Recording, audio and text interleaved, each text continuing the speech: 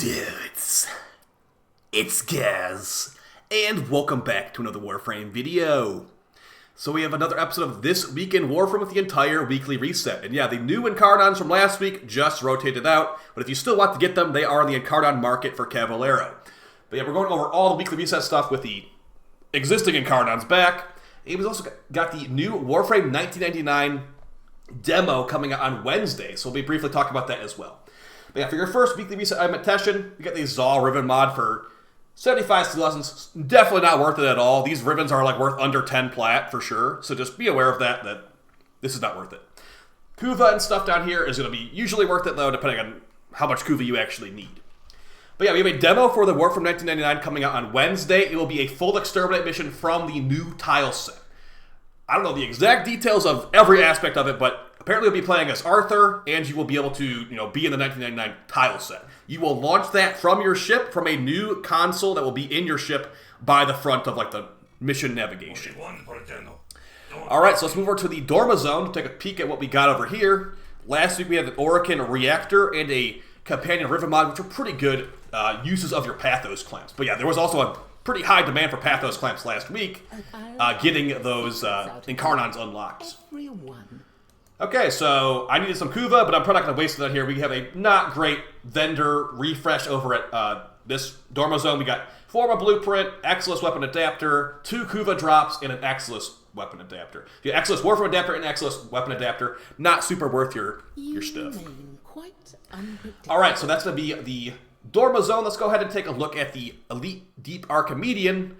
So you can get some easy Tau shards, hopefully. Or to some of you guys, doing the boss fight is, in your words, impossible. So maybe it won't be impossible this week. Although it has been, in your words, impossible the last 2 weeks.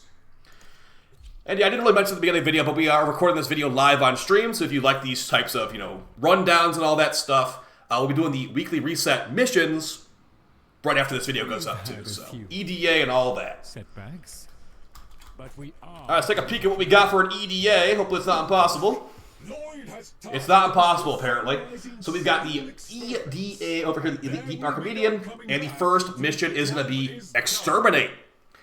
The second mission will be Mere Defense, and the third mission will be Disruption.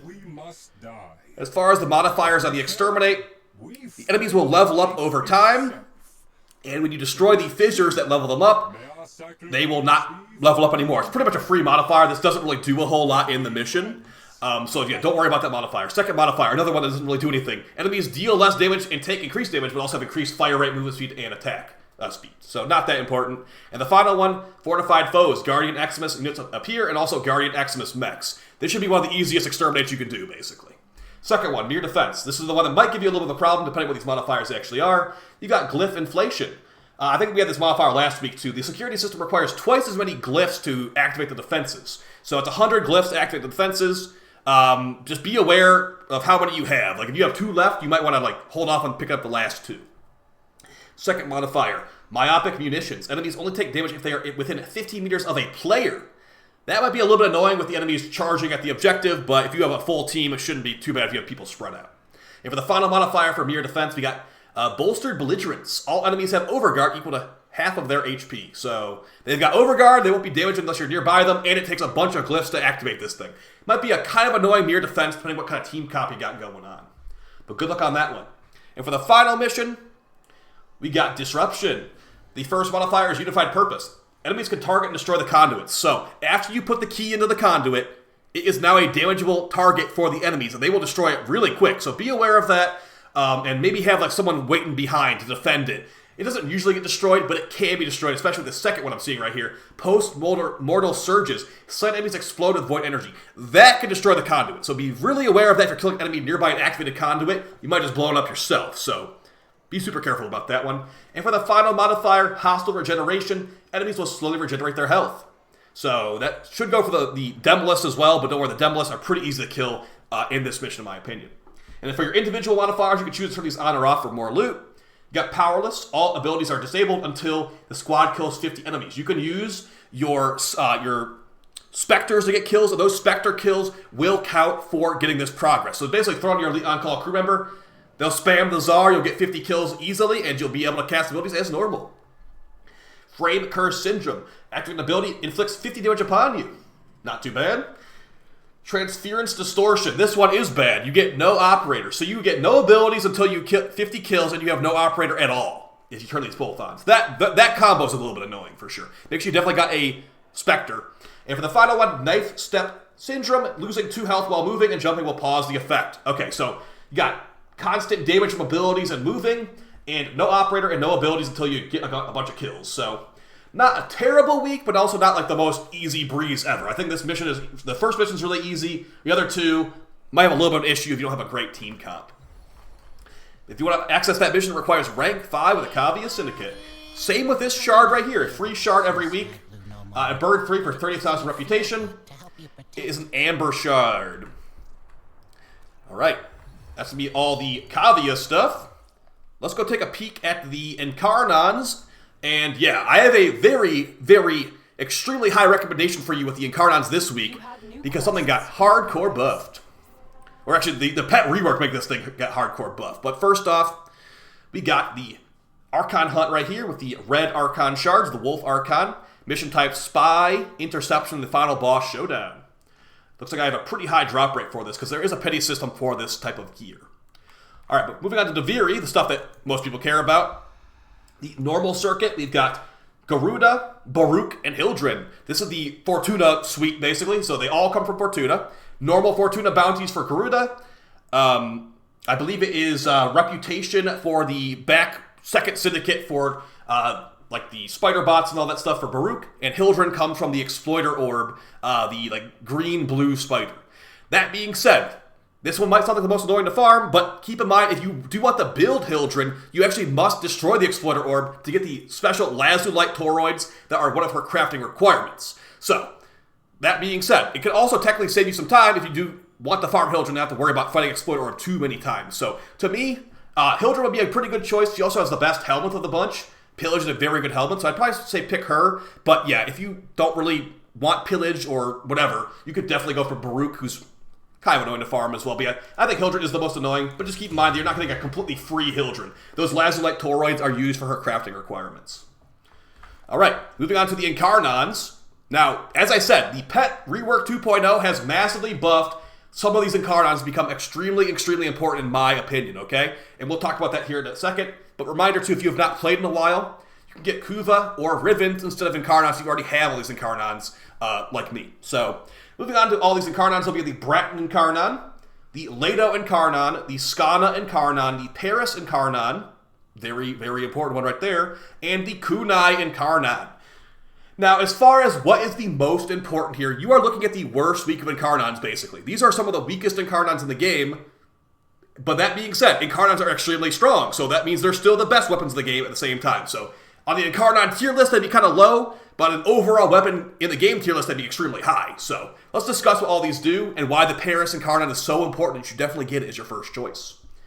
Okay, for the Bratton Incarnon, you have the options of the Bratton Vandal, Bratton Prime, and some other Brattons too, but the Incarnon form on this makes it AoE fire bullets. So he's got pretty decent crit damage and status chance, but the problem is that this thing is just inferior to the Burst in Prime. It gets a extremely minuscule amount of Incarnon ammo compared to the Burst in Prime, and not to mention the Burstin has like extremely high fire rate and not even that much lower of damage. So you're looking at pretty much the worst Burstin. And the thing about the Burstin is that the Bratton and the Burstin are always not vaulted. So yeah.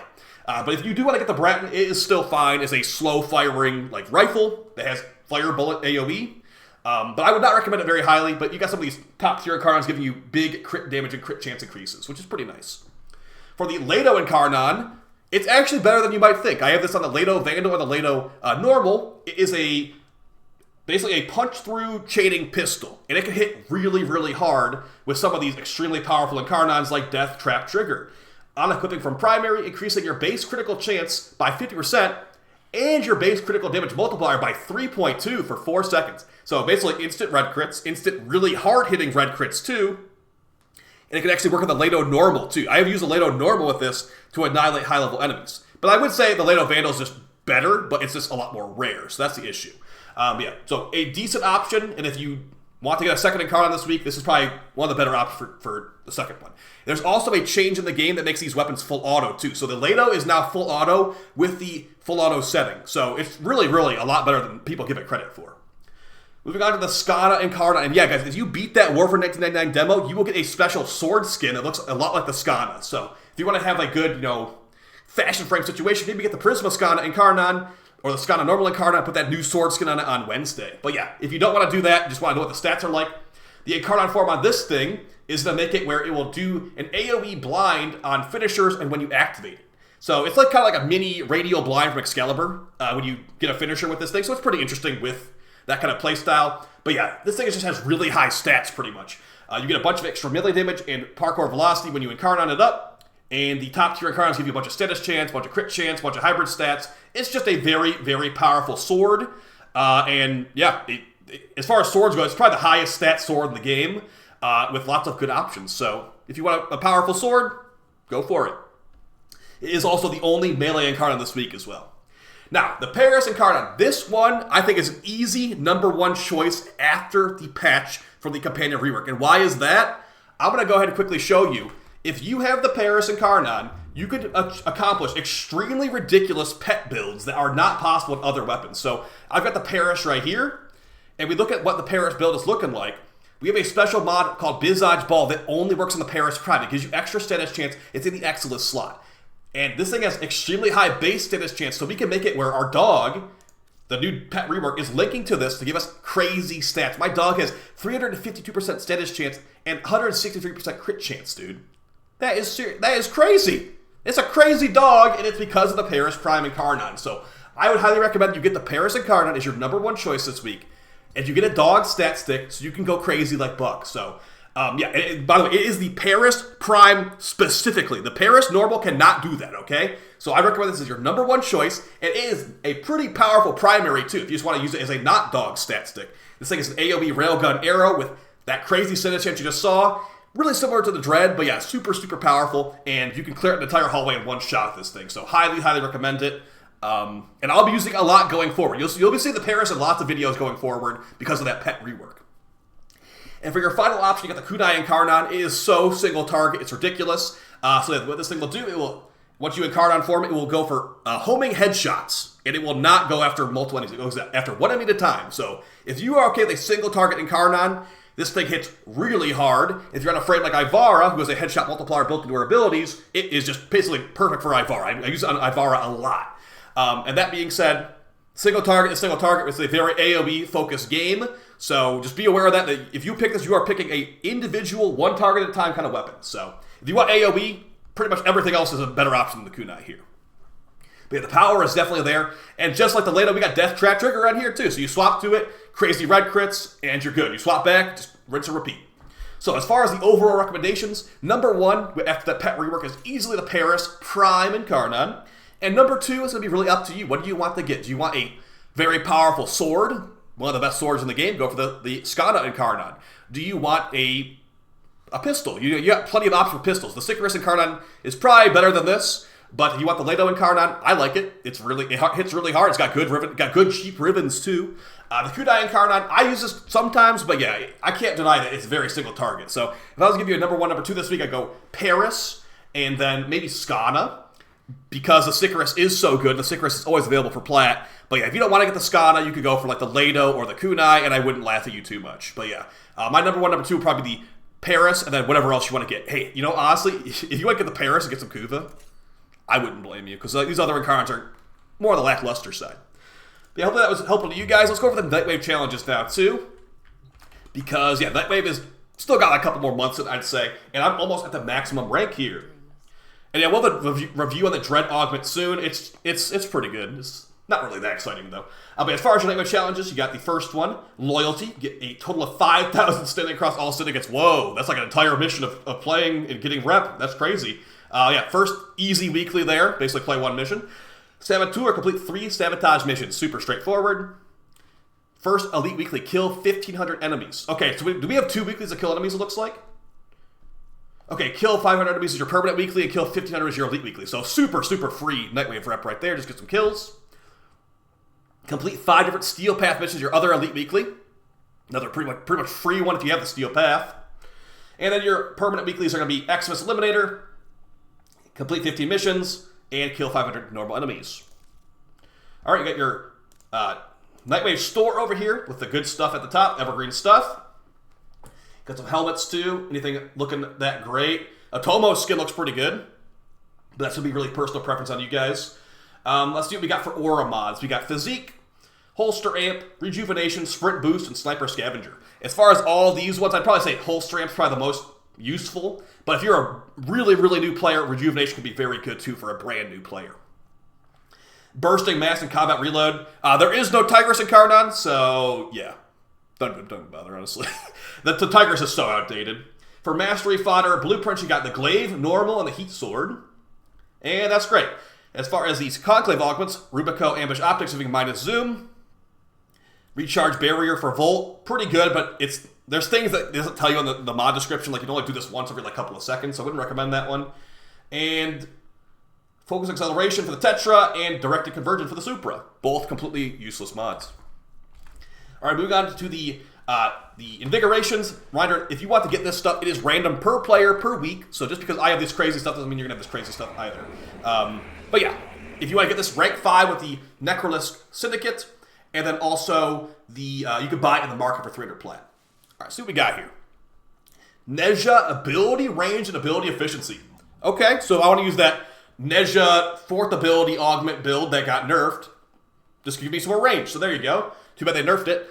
Moving on to Protea, ability, strength, and heal rate. Wow, that's pretty good for Protea, besides the heal rate part. And then the final one, we got Chroma, secondary damage, and reload speed. So if there was like a double credit weekend, that'd be great. But yeah, Chroma is basically just a credit booster for me most of the time, so not a very powerful one for him. That's basically it for the weekly reset video, guys. Hope you found it fun and helpful. I will see you with some coverage of the new demo on Wednesday, and I got a bunch of extra videos planned for the week too. So you're in the right place for Warframe content. Make sure you're sub. And yeah, guys, thank you so much for all the support recently. See you on stream hopefully very soon too. Take it easy. Peace.